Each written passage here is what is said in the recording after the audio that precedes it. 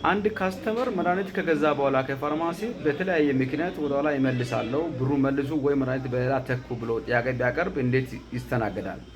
ሰላም ጤና እስቲ እንደምርቆያችሁ እኔ ቪዲዮ ሼር ኮፒ ሊንክ አድርጉ ሴቭ አድርጋችሁ አስቀምጡ። የብዙ ሰው ጥያቄ ስለሆነ ማለት ነው። እንግዲህ አንድ መድኃኒት ወደ ታካሚ እጅ ወይንም ወደ ካስተመር እጅ ከገባ በኋላ ወደ ኋላ የሚመለስባቸው ምክንያቶች ምንድን ናቸው? አንደኛ የባለስልጣን መስሪያ ቤቱ መድኃኒቶቹን ወደ ኋላ ሪኮል ወይም አንድ ፕሮዳክት ሪኮል ወይም በተለያየ ምክንያት መድኃኒቱን እየሰበሰበ ባለበት ሁኔታ ከሆነ፣ ሁለተኛ በማዘዣ የሚሰጡ መድኃኒቶች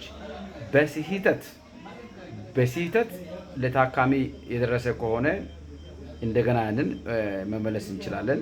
ሶስተኛ ለዲስፖዛል ወይንም ለማስወገድ ወደ ተቋሙ ወደ ፋሲሊቲ የሚመለስ ከሆነ በዛ በሬጂስትሬሽን ሲስተም ልናስገባው እንችላለን። ከዛ ውጪ አንድ ታካሚ በራሱ ምክንያት በማይመቸው ወይንም ቢመቸውም ባይመቸውም በተለያየ ምክንያት መድኃኒቶቹን ወደኋላ ከገዛ በኋላ መድኃኒት ወደኋላ ይመልሳለሁ ብሎ የሚያቀርበው ጥያቄ በፍጹም ተቀባይነት የለውም።